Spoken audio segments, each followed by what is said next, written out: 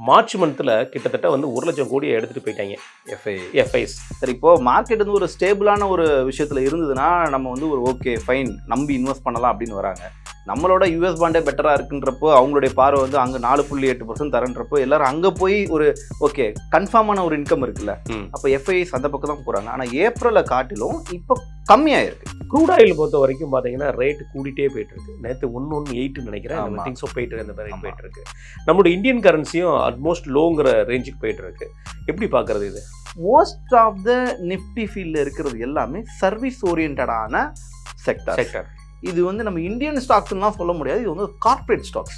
Okay, so அப்போ corporate ஸ்டாக்ஸ்க்கு mostly அவங்க வாங்கக்கூடிய சேலரிஸ் எல்லாமே எப்படி இருக்குன்னு கேட்டிங்கன்னா டாலர்ஸில் தான் இருக்கும். நீங்கள் சும்மா ஒரு சின்ன ஒரு கனெக்ட் பண்ணி பாருங்களேன். எப்படி கனெக்ட் பண்ணலாம், அவனுக்கு சேலரி வரும், சேலரி டாலரில் வரும், அப்போ அதிக டாலர் கொடுக்கணும். ஆமாம், ஏன்னா நமக்கு இந்தியன் வேல்யூ ரொம்ப கம்மியாக, அதனால அதிக டாலர் கொடுக்கணும். அதிக டாலர் கொடுக்குறப்போ அதை ஐஎன்ஆராக கன்வெர்ட் பண்ணுறாங்க. அவங்க அதை கன்வெர்ட் பண்ணுறப்போ அவங்களுக்கு அதிக ப்ராஃபிட். ஸோ நம்ம மணி வேல்யூ குறையிறதுனால அது ஒரு கேம் இருக்குது. கேம் இருக்கு, எஸ் அஃப்கோர்ஸ், மறைமுக கேம் இருக்கு. கரெக்ட்.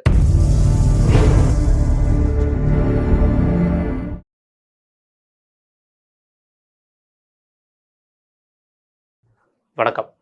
இன்றைய நம்முடைய சிறப்பு விருந்தினர் எக்ஸோடஸ் ஃபினான்ஷியல் இன்ஸ்டிடியூட்டோட நிறுவனர், பங்கு சந்தை வல்லுநர் திரு கர்னல் ராஜ் அவர்களை நம்ம சந்திக்க இருக்கிறோம். பிரதர் வணக்கம். வணக்கம், எப்படி இருக்கீங்க? நல்லா இருக்குது. ரைட், முதல்ல உங்களுடைய தொழில் நிறுவனம் ஆரம்பித்து இன்றையோட 7 வருடம் தாண்டி இருக்கீங்க. அதுக்கு மிகப்பெரிய வாழ்த்துக்கள். தமிழம்பல் சார்பாகவும் எங்களுடைய நேயர்கள் சார்பாகவும் உங்களுக்கு ஒரு வாழ்த்துக்கள். ரொம்ப நன்றி. மேன்மேலும் நீங்கள் வளர்ந்து பல வேறு உச்சங்கள் அடையணுங்கிறது எங்களுடைய வாழ்த்துக்கள். இந்த மாதம் ஏப்ரல் மாதத்தோட எக்ஸ்பீரி அதுதான் நம்ம இன்றைக்கி பேச இருக்கோம். குறிப்பாக சொல்ல போனால் மார்ச் மந்த்தில் கிட்டத்தட்ட வந்து 1 லட்சம் கோடியை எடுத்துகிட்டு போயிட்டாங்க எஃப்ஐஸ். ஏப்ரல் மாதம் எப்படி இருந்தது? அதே மாதிரி மறுபடியும் எடுத்துகிட்டு தான் போயிருக்காங்க. யாருக்கே கொடுக்குறா? அவங்க தான் பயத்துல எல்லாம் இருக்காங்க. சரி, இப்போ மார்க்கெட் வந்து ஒரு ஸ்டேபிளான ஒரு விஷயத்தில் இருந்ததுன்னா நம்ம வந்து ஒரு ஓகே ஃபைன் நம்பி இன்வெஸ்ட் பண்ணலாம் அப்படின்னு வராங்க. நம்மளோட யூஎஸ் பாண்டே பெட்டராக இருக்குன்றப்போ அவங்களுடைய பார்வை வந்து அங்கே 4.8% தரன்றப்போ எல்லாரும் அங்கே போய் ஒரு ஓகே கன்ஃபார்மான ஒரு இன்கம் இருக்குல்ல, அப்போ எஃப்ஐஸ் அந்த பக்கம் தான் போகிறாங்க. ஆனால் ஏப்ரலை காட்டிலும் இப்போ கம்மியாயிருக்கு. ஓகே, அதுக்காக போகாமல் இல்லை, அங்கே 1 லட்சம் போயிருக்குன்றப்போ இங்கே ஒரு 30 to 40,000 சைட் தான் போயிருக்கு எஃப்ஐ வேல்யூ. ஆனால் முழுக்க நிற்கலை, இன்வெஸ்டர்ஸ் உள்ளே வராங்க அப்படின்னு இல்லை. இந்த ஜான்வரியிலேருந்து இப்போ வரைக்கும் பார்த்தீங்கன்னா பிப்ரவரி மாதம் மட்டும்தான் கொஞ்சம் இருந்தது. ஓகே முதலீடு அப்படின்னு வந்தாங்க. மீதி மோஸ்ட்லி என்ன தான் ஆகுது அப்படின்னா எஃப்ஐஸ் வெளியே தான் ஸ்டில் நவ் போயிட்டே இருக்காங்க. பட் என்ன தான் எஃப்ஐஸ் வெளியே போயிட்டு இருந்தாலும் நம்ம ஸ்டில் நவ் ஒரு க்ரோயிங் பீரியடில் தான் பார்த்துட்டு இருக்கோம்.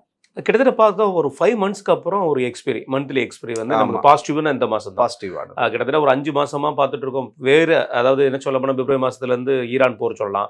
அதுக்கு முன்னாடி சென்டிமெண்டலாகவே நம்ம மார்க்கெட் வந்து வீக்காக தான் இருந்தது. அப்படி பார்க்கும்போது இந்த ஏப்ரல் மந்தோட எக்ஸ்பீரி ஒரு பாசிட்டிவ். இது எப்படி பார்க்குறீங்க? ஒரு நல்ல ஒரு பாசிட்டிவ் சைன் தான். பிகாஸ் ஆனால் என்ன தான் நம்ம பாசிட்டிவ் சைன் நம்ம பார்த்தாலுமே இன்னொரு பக்கம் நம்ம டெக்னிக்கலாக பேச வேண்டியது இருக்குது. ஸோ டெக்னிக்கல் சைடில் நம்ம பார்க்குறப்போ மார்க்கெட் வந்து ஒரு டவுன் ட்ரெண்டில் தான் இருக்குது. இன்னும் ஸ்டில்னா மார்க்கெட் டவுன் ட்ரெண்டில் தான் இருக்குது. இது வந்து ஒரு ஷார்ட் டேர்மில் ஒரு ரெக்கவரி ஆர்எல்ஸ் ஒரு ப்ராஃபிட் புக்கிங் இந்த மாதிரி நம்ம சொல்லலாம். மேபி இது கண்டினியூ ஆச்சுன்னா பாசிட்டிவாக மாறதுக்கு வாய்ப்பு இருக்குது, அப் ட்ரெண்டாக போகிறதுக்கு வாய்ப்பு இருக்குது. பட் ஸ்டில் நவ் மார்க்கெட்டோடைய பகுதி என்னென்னா செல் ட்ரெண்டை நோக்கி தான் மார்க்கெட் இன்னும் ட்ராவல் பண்ணிட்டு இருக்கு. பட் இது வந்து ஒரு ஷார்ட் டேர்மில் ஒரு மார்க்கெட் மேலே போயிருக்கு அப்படின்னு சொல்லலாம். ஒரு லாங் டேர்ம் பெர்ஸ்பெக்டிவ்ல பார்க்குறப்போ இது ஃபால் சைடில் தான் மார்க்கெட் இருக்குது. இன்னைக்கு வந்து மார்க்கெட் வேர்ல்டு வைடா லீவ் இல்லையா? மேக்ஸிமம் எல்லா இடத்துலையுமே இன்னைக்கு மார்க்கெட் லீவ். நம்ம பேசுறது ஃப்ரைடே May 1 அன்னைக்கு பேசுவோம். இதில் வந்து பார்த்தீங்கன்னா நேற்று முடிந்த மார்க்கெட்டு எங்கள் உலகம் முழுவதுமே எல்லா இடத்துலையும் வந்து க்ரீன் தான் காமிச்சிருக்கு. எல்லா மார்க்கெட்டுமே ப்ளஸ். ஆமாம், மண்டே அன்னைக்கு நம்மளுடைய ரிசல்ட் வேற வருது. நம்ம எப்படி இருக்கும் ரிசல்ட் வேற வருது. இந்த ரிசல்ட் எதுவும் பாதிக்க வாய்ப்பு இருக்குமா? ரிசல்ட் பாதிக்க வாய்ப்பு இருக்குன்னா டொமஸ்டிக் வைஸ் நமக்கு எப்படி ஃபீல் ஆகுன்றத விட ஒரு இன்டர்நேஷனல் வைஸ் நம்ம பார்க்கலாம். International wise still no market positive சைனில் தான் இருக்குது. பட் மேபி அதான் சொன்னேன் இல்லையா, இப்போ பர்டிகுலர் ஏரியா வந்து ஒரு டெக்னிக்கல் வைஸ் நம்ம பார்க்குறோன்னா அது வந்து ஒரு ஸ்ட்ராங் ரெசிஸ்டன்ஸில் இருக்குது. ஓகே, அப்படின்ற அப்படின்ற மாதிரி ஒரு தோற்றத்தை கொடுத்துருக்கு. அதுவும் இல்லாமல் அங்கே ஒரு நல்ல ப்ராஃபிட் புக்கிங்ஸும் இருந்திருக்கு. சப்போஸ் இந்த ரெசிஸ்டன்ஸை பாசிட்டிவாக பிரேக் பண்ணுச்சுன்னா மார்க்கெட் கொஞ்சம் அப் ட்ரெண்டில் மூவ் ஆகிறதுக்கான வாய்ப்புகள் இருக்குது. பட் இது ஒரு நெகட்டிவ் பார்ட்டாவோ நம்ம ட்ரம்ப்பை பற்றி தான் உங்களுக்கு தெரியுமே. பட் இப்போ எப்படி ஆயிடுச்சுன்னா முதல்லலாம் ஒரு நியூஸ் சொன்னாங்கன்னா ஒரு நல்ல ஒரு இம்பாக்ட் இருந்தது, வேல்யூ இருந்தது. ஓகே, மக்கள் மத்தியில் ஒரு பயம் இருந்து இப்போ யாரும் அது ஒரு பெரிய இம்பாக்டாகவே பார்க்கறதுல அடுத்தடுத்த நியூஸுகளை தாண்டி போக ஆரம்பிச்சிட்டாங்க. இப்போ நம்ம தமிழ்நாடு சேனல் மாதிரி ஆயிடுச்சு. முதல்ல பிரேக்கிங் நியூஸ்னா ஏதோ ஒன்று இருக்குப்பா, பிரேக்கிங் நியூஸ்னா அது எதுவுமே இல்லப்பாங்கிற மாதிரி ஆயிடுச்சு இல்லையா? நீங்க எப்படி இருக்குன்னுவீங்க, அப்புறம் இல்லைன்னு எனக்கு அதுக்கு சம்மந்தமே இல்லைங்க, அப்புறம் அவரே முடிவு எடுத்துக்குவாரு. போர் முடிஞ்சிருச்சு நான் ஜெயிச்சிட்டேன் அப்படின்னு அவரே சொல்லிடுவாரு. அப்புறம் போய் காலில் விழுந்துருவாரு. இந்த கதை தான் ரெகுலரா போயிட்டு இருக்கு. ஒருவேளை நேத்து அவர் முந்தானத்தை அவர் போட்டிருந்த அந்த போட்டோவோட மகிமையினால நேத்து எல்லா இடத்துலயும் கிரீனா ஒரு போட்டோ அவரோட சோசியல் மீடியால கன் வச்சுட்டு ஒரு போட்டோ இவரு எப்படின்னா மக்களை ஏதாவது ஒரு விஷயத்துல மேனிபுலேட் பண்ணணும், ஒரு பாசிட்டிவ் சைனை கொடுக்கறதுக்கு என்னெல்லாம் பண்ண முடியும் அப்படின்னு பாக்குறாரு. அந்த பாசிட்டிவ் சைன் கொடுக்கறப்பதான் நம்ம சுதாரணமா இருந்திருக்கணும். இவர் இது நெகட்டிவ், ஆனா அவருக்கு ஏகோ ஒரு இடத்துல பாசிட்டிவ் பண்ணிட்டாரு அப்படின்னு. ஸோ இந்த மாதிரி தான் கரண்ட் சுச்சுவேஷன்ஸ் போயிட்டே இருக்கு. பட் என்னதான் இருந்தாலும் ஸ்டில் நோ மார்க்கெட் வந்து ஒரு அன்சர்டனிட்டியாவே தான் இருக்கு. ஒரு தெளிவான ஒரு முடிவு எடுக்கக்கூடிய வேலை தான் இருக்கு. அதுக்கேற்ற மாதிரி நம்மளும் பார்த்து அதை இன்வெஸ்ட் பண்றது சேஃபர் தான். ரைட். க்ரூட் ஆயில் பொறுத்த வரைக்கும் பார்த்தீங்கன்னா ரேட் கூடிட்டே போயிட்டு இருக்கு. நேற்று 118 நினைக்கிறேன் திங்ஸோ போயிட்டு அந்த மாதிரி போயிட்டு இருக்கு. நம்மளோட இந்தியன் கரன்சியும் ஆல்மோஸ்ட் லோங்கிற ரேஞ்சுக்கு போயிட்டு இருக்கு. எப்படி பார்க்கறது இது? நீங்க இப்போ க்ரூடு இன்க்ரீஸ் ஆகுது, இந்தியன் கரன்சி டிக்ரீஸ் ஆகுது.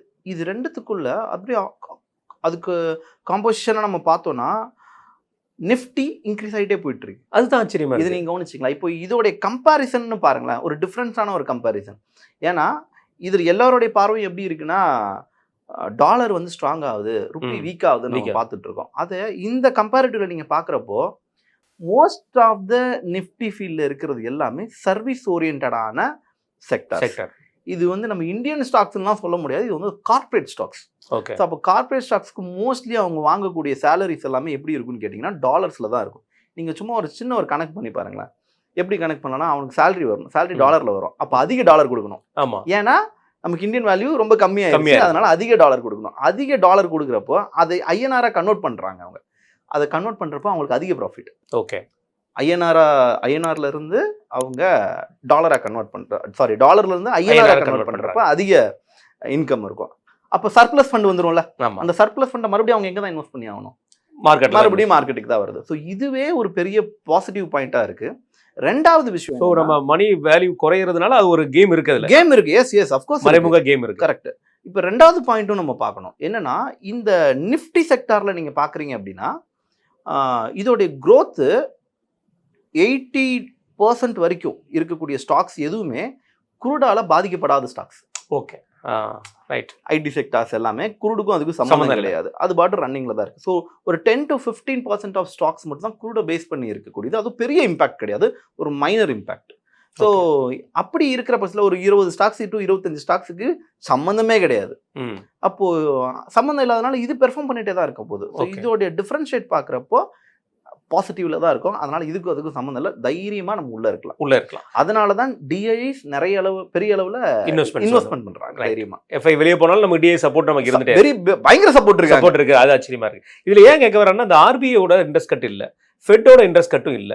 அப்படி பாத்தீங்கன்னா எஸ்எம்பியும் இன்ட்ரெஸ்ட் கட் எதுவுமே போடாம இருக்கிறாங்க. ஆனா இந்த நேரத்திலயும் பாத்தீங்கன்னா பையர்ஸ் வந்து ஸ்ட்ராங்கா உள்ள வராங்க. இது எப்படி பாக்க பையர்ஸ் ஸ்ட்ராங்கா வராங்கன்னா நமக்கு இன்ட்ரெஸ்ட் கட்டே இல்லாம கம்பெனி ஒரு பிரைஸ் வந்து நல்ல பாசிட்டிவ் சைன்ல இருக்க முடியும். ஜிடிபி growth இருக்கு, கார்பரேட் growth இருக்கு, ஜியோபொலிட்டிக்கல் டென்ஷன் ஸ்மூத்தா இருந்ததுன்னா growth இருந்திருக்கும். ரைட். ஸ்மூத்தா இருந்ததுன்னா அப்ப இந்த 4 பெர்ஸ்பெக்டிவ்ல பார்த்தோம்னா நமக்கு ஜியோபொலிட்டிக்கல் டென்ஷன் ஆல்ரெடி பிரச்சனையில இருக்கு. ஆமா, கேட்கவே வேண்டாம். அப்போ அது வந்து ஒரு நெகட்டிவ் பார்ட் தான். ஆனா இது நெகட்டிவ் பார்ட்டாவே இருந்தாலும் ஜிடிபியோட growth டெவலப்மெண்ட்ல இருக்குல்ல. ஸோ அப்போ லாஸ்ட் 5 இயர்ஸை கம்பேர் பண்ணுறப்போ ஜிடிபியோட growth நல்லாவே இருக்கு, கார்பரேட்டோட growthம் நல்லா இருக்கு. அப்போ நம்ம ஜிடிபி வந்து ஆல்மோஸ்ட் 7.5 இருக்கு. இன்ட்ரெஸ்ட் ரேட் கட் பண்ணல, பெரிய அளவில் இன்ட்ரெஸ்ட்டும் காட்டல. அப்போ சேம் லெவல்லே தானே இருக்கும் நம்ம. அதே லெவல்ல மற்ற ரெவென்யூ growth இருக்கிறதுனால மட்டுமே கூட ஸ்டாக்ஸ் இண்டெக்ஸ் சைட்ல இருந்து ஒரு பாசிட்டிவ் சைனை நம்மளால பார்க்க முடியும். ஸோ மார்க்கெட் growthக்கு மற்ற இடங்கள் பிரச்சனைகளாக இருந்தாலும் இந்த 4 விஷயங்கள் போதுமானது மார்க்கெட்டை நெக்ஸ்ட் லெவல் கொண்டு போகிறது, டெவலப் பண்ண முடியும். ரைட். ஐடி செக்டர் பார்த்தா திடீர்னு சடன் growth. என்னங்க சடன் growth-ஆக இருக்கு, அப்புறம் அதில் போட்டுடலாமா, பணத்தை போட்டுடலாமா அப்படிங்கிற மாதிரி ஒரு எண்ணம் இருந்துகிட்டே இருக்கு. ஆனால் எப்பவுமே தெரியும் அது சாஃப்ட்வேர் இல்லை, ஹார்ட்வேர் தான். பிரிச்சிரும், வேற பிரிக்கிறவங்க தான் இவங்களை நம்பலாமா வேண்டாமான்னு ஒரு மைண்ட் செட் போயிட்டே இருக்கு. இந்த சடன் growth எப்படி பார்க்குறது? இந்த இப்போ ரீசன்ட் டைம்ல ஐடி செக்டார் வந்து சடன் ஒரு 1 week 2 weeks growth தான் நம்ம பார்க்குறோம். தவிர ஓவரால் பார்க்குறப்ப இது ஒரு ஃபாலில் தான் இருக்கு. ஏன்னா ஐடி செக்டார்ஸை பொறுத்த வரைக்கும் மக்கள் நம்பி உள்ள இருக்க முடியல. இன்னொரு பக்கம் ஏஐயோட இம்பாக்ட் அதிகமா, ரெண்டாவது ஏஐ இம்பாக்ட் அதிகமா இருக்கிறதுனால நிறைய செல் ஆஃப் நடக்குது. இவங்களால இன்னும் ஸ்டெபிலிட்டிக்குள்ள வரதுக்கு ட்ரை பண்ணிட்டு தான் இருக்காங்களே தவிர இன்னும் முழு மூச்சா உள்ள இறங்கல. ஏன்னா பிகாஸ் அவங்க இருக்கிறது ட்ரெடிஷ்னல் வேல இருக்காங்க ஆல்ரெடி. அந்த ட்ரெடிஷ்னல் வேயை ஏஐ வந்து என்ன பண்ணணும்னா அதை ஓவர்டேக் பண்ணணும். It takes time. இப்போ அது ஒரு எமோஷனல் கனெக்ட்ல பாக்குறப்போ என்னடா எல்லாருக்கும் வேலை போகுது அப்படின்னு பார்க்குறோம். பட் கம்பெனின்னு பார்க்குறப்ப அவன் எதை பார்ப்பான்? அவனோட ரெவன்யூ தான் பார்ப்பான். எனக்கு வந்து ஒரு 50,000 பேருக்கு நான் சம்பளம் கொடுக்குறேன், எனக்கு 50,000 பேருக்கு சம்பளம் கொடுக்குறது, சம்பளத்திலே பாதி வருமானம் போயிடுது அப்படின்னு தான் அவன் திங்க் பண்ணுவான். அப்போ அந்த 50,000 பேரில் ஒரு 30,000 பேரை நான் ரீப்ளேஸ் பண்ணுறதுக்கு ஏஐ ஃபிக்ஸ் பண்ணுறேன். அப்போ எனக்கு அந்த சேலரி கொடுக்குறது மிச்சமாச்சுன்னா அது கம்பெனியோட ரெவன்யூவில் போய் சேர ஆரம்பிச்சிடும், கம்பெனியோட ப்ராஃபிட்டுக்கு போக ஆரம்பிச்சிடும், அப்போ கம்பெனி க்ரோத் ஆக ஆரம்பிச்சிடும். ஸோ கம்பெனியை பொறுத்த வரைக்கும் அவன் அப்படி தான் யோசிப்பான்.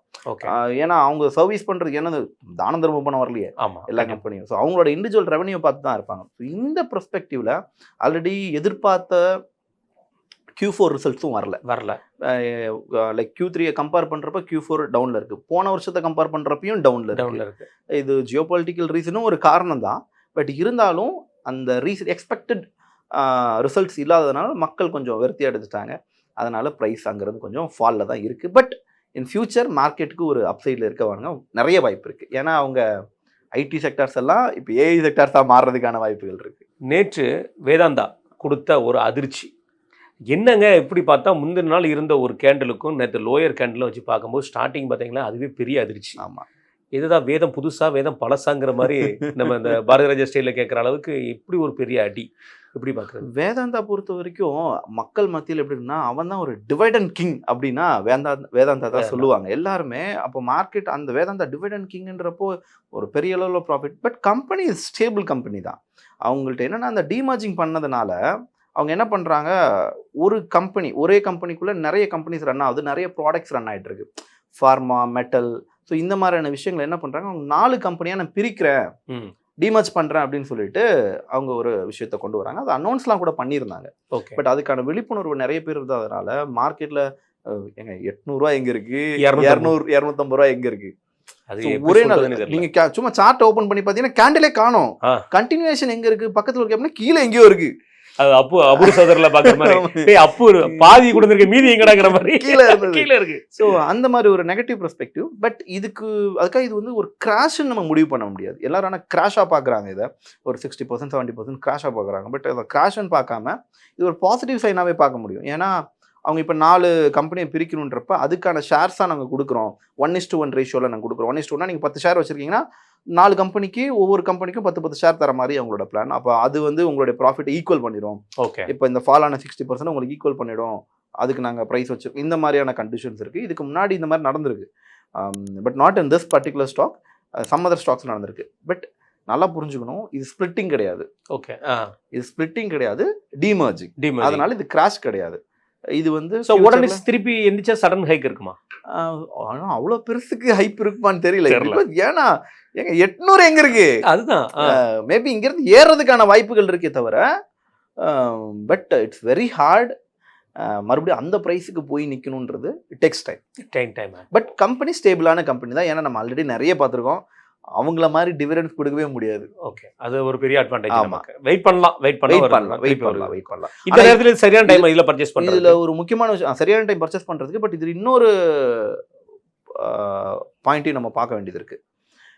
என்ன பார்க்கணும் அப்படின்னு கேட்டிங்கன்னா, ப்ரைஸ் இங்கிருந்து மூவ் ஆகுது ஆர் ஃபால் ஆகுது, அதர் ஸ்டாக்ஸ் கொடுக்குறான்னு முடிவு பண்ணிட்டா நீங்க அது வரைக்கும் விற்காம இருக்கணும்ல. அது ஒரு பெரிய அட்வான்டேஜ், அது ஒரு பெரிய மைனஸ் பாயிண்ட். ஆமா, நீங்க பயத்துல வித்துட்டீங்கன்னா தரமாட்டேன், அடுத்த ஷேர்ஸ் வரப்போ தரமாட்டாங்க. அது வரைக்கும் நீங்க அதை ஹோல்ட் பண்ணி வைக்கணும். அது ஒரு பெரிய இருக்கு. ஸோ இந்த மாதிரி அதுல ஒரு பாயிண்ட் இருக்கு, அதை நம்ம நோட் பண்ணிக்க வேண்டியது இருக்கு. கண்டிப்பா. ரீட்டைல் ட்ரேடர்ஸ் எப்படி இருக்காங்க? அவங்களுக்கு பயத்தோட இருக்காங்களா? இந்த மார்க்கெட் இன்னும் எப்படி போயிட்டு இருக்கு? இவங்கள ரீட்டைல் ட்ரேடர்னு சொல்றதா இல்ல இன்வெஸ்டர்னு சொல்றதுன்னு பெரிய கன்ஃபியூஸாவே ஆயிடுச்சு மார்க்கெட். ஆமா, ஏன்னா ஒரு ஒரு ஒரு பர்டிகுலர் 5 இயர் டியூரேஷனில் பார்த்தீங்க அப்படின்னா இப்போ இருக்கக்கூடிய ட்ரேடர்ஸ்க்கும் முதல்ல இருந்தக்கூடிய ட்ரேடர்ஸ்க்கும் நிறைய வித்தியாசம் இருக்குது. இப்போ நாலேஜ் எஜுகேஷன் பெரிய அளவில் இருக்கிறதுனால தி ஆர் கிளியர் மைண்டட்.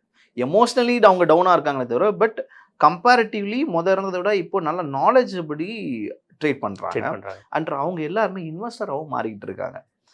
நிறைய கிட்டத்தட்ட 3 லட்சம் டிமேண்ட் அக்கௌண்ட்ஸ், 35 டிமேண்ட் அக்கௌண்ட்ஸ் வந்து வெளியே போயிடுச்சு. பட் ஸ்டில் நோ மார்க்கெட் பாசிட்டிவாகவே இருக்கே. அப்போ இவங்க எல்லாரும் நிறைய இன்வெஸ்டர்ஸ், சிப் இன்வெஸ்டர்ஸ், இவங்க எல்லாரும் பெரிய அளவில் இன்ட்ரெஸ்ட் காட்டுறாங்க மார்க்கெட்டில். இப்போது சிம்பிளாக பார்ப்போமே, ஒரு லாஸ்ட் 5 வருஷமா தான் நீங்க சிப்புன்னு கேள்விப்பட்டீங்க. எஸ்ஐபிங்கிறது ஒரு வார்த்தை இந்த கேள்வி. லாஸ்ட் 5 வருஷமா தான் கேள்விப்படுறீங்க. அப்போ மத்த இதுல இன்ஃப்ளூயன்சர்ஸ் நம்மள மாதிரி ஆளுங்களும் சொல்லிக்கலாம். பெரிய அளவுல பங்கு இருக்கு. மார்க்கெட் இந்த அளவுக்கு எஜுகேஷனை கொடுத்தது. எஜுகேஷன் கொடுத்தது. சும்மா ஏதோ நடந்ததுன்னு இல்லாம இதுக்குள்ள என்ன நடந்துச்சு, இது எப்படி பண்ணணும் அப்படின்னு ஏகப்பட்ட பேர் எஸ்ஐபி பத்தி பேசுறதுனால 10 ரூபாய்க்கு எஸ்ஐபி பண்ண முடியுது. அது ஒரு அட்வான்டேஜ் அது. அப்போ நிறைய இன்வெஸ்டர்ஸ் உள்ள வந்துகிட்டே இருக்காங்க. ஸோ ட்ரேடர்ஸ் அப்படின்னு பாக்குறப்போ இவங்க அதை தான் நான் சொன்னேன். இப்போ இவங்க எல்லாம் ட்ரேடர்ஸா இன்வெஸ்டர்ஸ் தான் பிரிக்க வேண்டியது இருக்கு. இப்போ ட்ரேடர்ஸுமே எதுல அதிகமா ஆர்வம் காட்ட ஆரம்பிச்சிட்டாங்க அப்படின்னா டேட்டா படி மியூச்சுவல் ஃபண்ட்ஸ்ல அதிகமா இன்ட்ரெஸ்ட் காட்டுறாங்க. ஓகே, என்னடா இது 5 வருஷமா ட்ரேட் பண்றோம் ஒன்றும் வரல, மியூச்சுவல் ஃபண்ட்ல போட்டிருந்தாலும் ஏதாவது வருமே அப்படின்னு அதுல ஒரு பார்வை காட்டுறாங்க. இன்னொரு பக்கம் மார்க்கெட் ஃபால் ஆயிருக்கு, பெரிய அளவுல மார்க்கெட் ஒரு ஃபால், இங்கிருந்து மார்க்கெட் மேபி ஒரு பூமாக வாய்ப்பு இருக்கு அப்படின்ற ஒரு பார்வையிலையும் ட்ரேடர்ஸ் இன்வெஸ்டரா மாறிக்கிட்டு இருக்காங்க. ஓகே, அது ஒரு மிகப்பெரிய ஒரு அட்வான்டேஜா. ஆமா, ரைட். இந்த மாதிரி சார் சம்மந்தப்பட்ட விஷயங்கள்ல நான் நல்லா கற்றுக்கணும் அப்படிங்கிற மாதிரி இருந்து நீங்கள் கற்றுக்கிட விரும்பினீங்கன்னா எக்ஸோடஸ் இன்ஸ்டியூட்டுக்கு வாங்க. இவங்க 7 வருஷம் எக்ஸ்பீரியன்ஸ் இருக்குது. உங்களுக்கு நீங்கள் பார்த்துருப்பீங்க, இவரோட ஸ்பீச்சில் பார்த்துருப்பீங்க.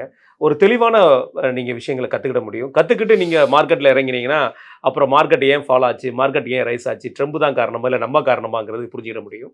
ஸோ இவங்களுடைய நம்பர், இவங்களை காண்டாக்ட் பண்ணுற விஷயங்கள் நம்மளோட டிஸ்கிரிப்ஷனில் இருக்கும். அதையும் பார்த்து பயன்பெற்றுக்கோங்க. பிரதர், இப்போ ஒரு பக்கம் இருந்தாலும் கோல்டுங்கிறது ஒரு மிகப்பெரிய ஒரு மோகம். ஆமாம், அந்த மார்க்கெட்டு எப்படி போயிட்டு இருக்கு, அது எப்ப பார்த்தாலும் அந்த கேள்வி கேட்காம ஒண்ணுமே செய்ய முடியாது. ஆமா, மக்களுடைய முழு நேர நோக்கமும் தங்கத்தை எப்படியாவது வாங்கிடணும் அப்படின்னு. அட்லீஸ்ட் தங்கம் பேர் வைக்கிறவங்களே வாங்கணுங்கிற மாதிரி போயிட்டு நிலைமை. ட்ரூ. பட் இப்போ மார்க்கெட் ஒரு கன்சாலிடேஷன் பீரியட்ல இருக்கு. அதான் நம்ம ஆல்ரெடி பார்த்தோம். ஏன்னா இங்க கோல்டு எல்லாருக்கும் மறந்துட்டாங்க. இப்போ பிரச்சனையா இருக்குன்னா குருடுக்கும் டாலருக்கும் தான். ஸோ அதனால மோகம் எல்லாம் அந்த பக்கம் இருக்கு. ஸோ இந்த பெர்ஸ்பெக்டிவ்ல குருட் கொஞ்சமாவது நமக்கு ஸ்டேபிள் ஆனா மட்டும்தான் கோல்டுல ஒரு ஒண்ணு மார்க்கெட் ஏறணும், இல்லாட்டி இறங்கணும், ஏதாவது பண்ணுங்க அப்படிங்கிற மாதிரி. அது எப்படி இருக்குன்னா அப்படியே நம்ம சொல்லுவோம்ல, ஏன்டா அவனை போட்டு அடிச்சிட்டு இருக்கேன், அவன் தான் எந்திரிக்க மாட்டான். ஏன்னா நேற்று நான் மார்க்கெட் பார்க்கும்போது செம்மையா இறங்கி இருந்துச்சு. ஸ்டார்டிங்ல கிட்டத்தட்ட ஒரு இண்டெக்ஸ் நம்பர் பார்க்கும்போது 1600 க்ளோஸ் ஆனது, ஓப்பன் ஆனது 700. ஆனால் பார்த்தீங்கன்னா மத்தியான நேரத்துக்குள்ள பார்த்தா அந்த இண்டெக்ஸ் 1900 வரைக்கும் பேருக்கு மார்க்கெட்டில் கோல்டு அவ்வளோ இடத்துக்கு விழுந்திருக்கு. ரைட், இன்னைக்குமே ரேட் விழுந்துருச்சுன்னு சொன்னாங்க. 400 வரைக்கும் விழுந்திருக்கு. ஓவரால் எப்படி இருக்குன்னு பார்த்தீங்கன்னா இந்த வாரம் ஏறுச்சுன்னா அடுத்த வாரம் இறங்குது, இந்த வாரம் இறங்குச்சுன்னா அடுத்த வாரம் ஏறுது. ஸோ இந்த மாதிரி மார்க்கெட் ஒரு பர்டிகுலர் ஆவரேஜ் லெவல்லே தான் ட்ராவல் ஆகிட்டு இருக்கே தவிர அதை பிரேக் பண்ணி மார்க்கெட் இன்னும் போகல.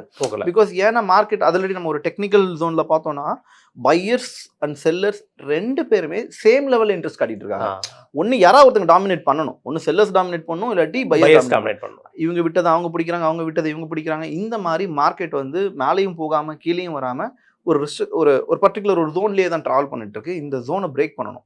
இதுல நம்ம நிறைய விஷயங்கள் பேசினாலுமே இந்த இன்வெஸ்டர்ஸ் அண்ட் ட்ரேடர்ஸோடைய பங்குகள்ல டெக்னிக்கல் அப்படின்ற அந்த ஃபேக்ட் ரொம்ப பெரிய இம்பாக்டை ஜென்ரேட் பண்ணிட்டே இருக்கு. கண்டிப்பா. ஏன்னா இது சென்டிமெண்டல் நியூஸ்ன்றது ஜஸ்ட் அந்த டைத்துக்கு ஆனது, அந்த ஒரு நாளோ 2 நாளோ தான் அந்த மார்க்கெட்டை இம்பாக்ட் பண்ணிட்டு உட்காந்துருக்குமே தவிர அது ஒரு பெரிய அளவில் மார்க்கெட்டுடைய ஃபண்டமெண்டலையோ டெக்னிக்கலையோ அஃபெக்ட் பண்ணாது. கண்டிப்பாக.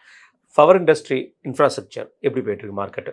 ரொம்ப பார்த்தா கவலைக்கிடமா சில இடங்கள்லாம் தெரியுது, சில இடங்கள் கொஞ்சம் பயங்கரமா இருக்கு. துசோர்லாம் பாத்தீங்கன்னா போயிட்டா அப்படின்னு நினைச்சா ஏறி 44% நல்ல ரிட்டர்ன் கொடுத்துருக்காங்க. ஏன்னா இப்போ இருக்கிற யூனியன் பட்ஜெட் சுமார் 12 லட்சம் கோடிகள் இன்ஃப்ராக்கு ஒதுக்கியிருக்காங்க. ஸோ அப்போ ஒரு 2030 அந்த பீரியட்குள்ள பார்த்தோம்னா நல்ல ஒரு டெவலப்மெண்ட் இருக்குன்றது மக்கள் மத்தியில் இவ்வளோ பெரிய ஃபண்ட் ஒதுக்கியிருக்காங்கன்னா அப்போ எதுக்கு ஒதுக்கியிருக்காங்க? டெவலப்மெண்ட் பண்ணணும் தானே. அப்போ மக்களுடைய எண்ணமும் எப்படி இருக்குன்னா ஆட்டோமேட்டிக்காக இப்போ இன்ஃப்ராஸ்ட்ரக்சர் மேலே போகலாம், பவர் இண்டஸ்ட்ரீஸ் மேலே போகலாம், இப்படின்றது ஒரு பெரிய தாக்கமாக இருக்குது. அதே மாதிரி தான் நம்ம இதுக்கு முன்னாடிலாம் நம்ம பார்த்துருப்போம். இப்போ ஃபார் எக்ஸாம்பிள் மும்பையோட இன்ஃப்ராஸ்ட்ரக்சர்லாம் டெவலப் பண்ணுறப்போ 24/7 ரயில்வேஸ் ரன் ஆகுது அப்படின்றது டோட்டலி அப்போ அந்த பர்டிகுலர் டைம்ல எல்லா இன்ஃப்ராஸ்ட்ரக்சருமே நல்ல டெவலப்மெண்ட்.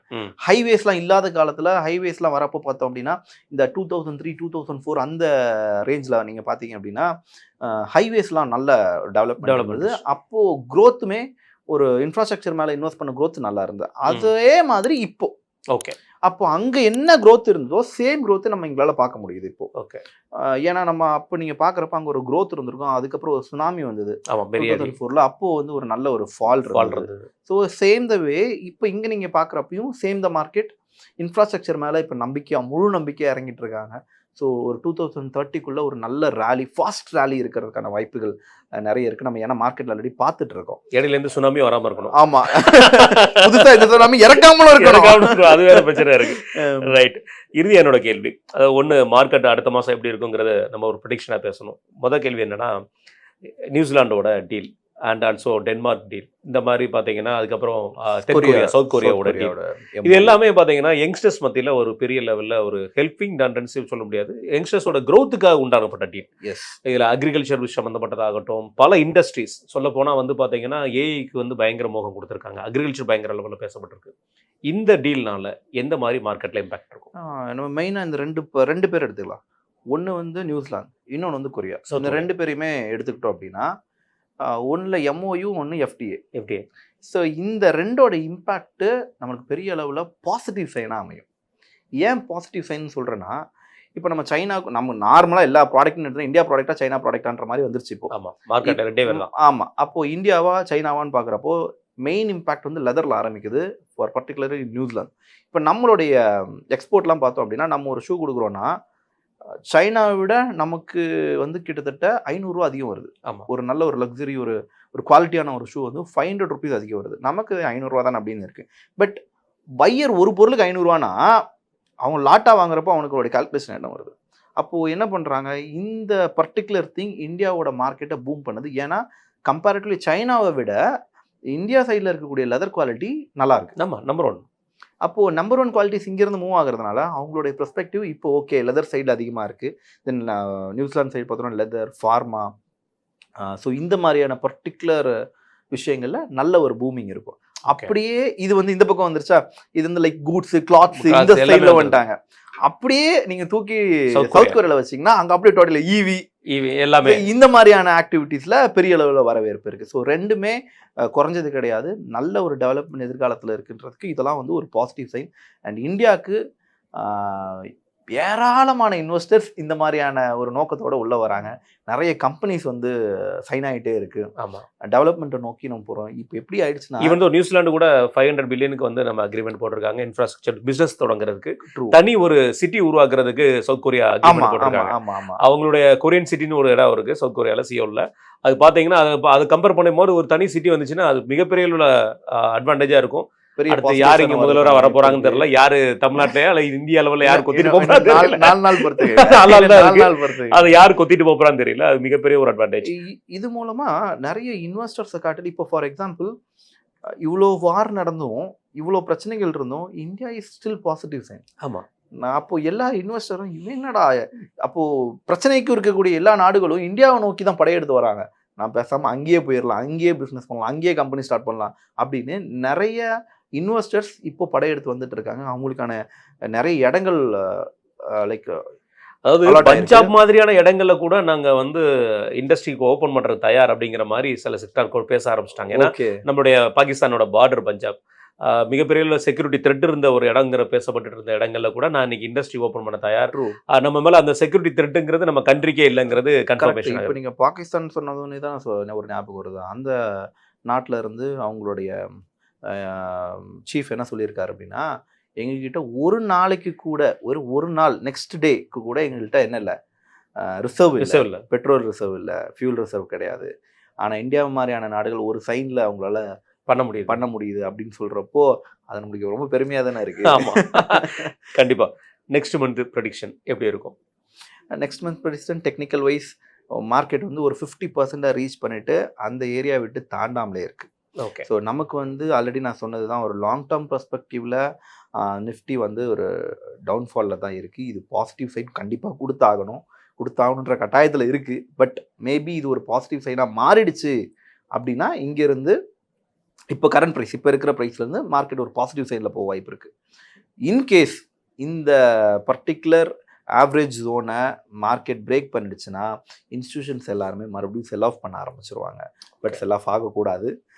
ஏன்னா பிகாஸ் மார்க்கெட்டுக்குள்ளே இருக்கிறது எல்லாருமே மோஸ்ட்லி டிஐஐ தான் இருக்காங்க, எஃப்ஐஐ உள்ளே இல்லை, நிறைய பேர் வெளியே போயிட்டாங்க. இதையும் நம்ம ஒரு பாயிண்ட்டாக பார்க்க வேண்டியது இருக்குது. ஸோ இப்போ மார்க்கெட் வந்து முடிஞ்ச அளவுக்கு பாசிட்டிவ் சைனில் இருக்கணும் அப்படின்றது தான் எல்லாரோட எதிர்பார்ப்பு. இன்கேஸ் இங்கேருந்து ரிஜெக்ட் ஆகிடுச்சுன்னா மார்க்கெட் மறுபடியும் டவுன் ட்ரெண்டை நோக்கி போகிறதுக்கு நிறைய வாய்ப்புகள் இருக்குது. கண்டிப்பாக. மிக்க நன்றி உங்கள் நேரத்தையும் கருத்தை. தேங்க்யூ.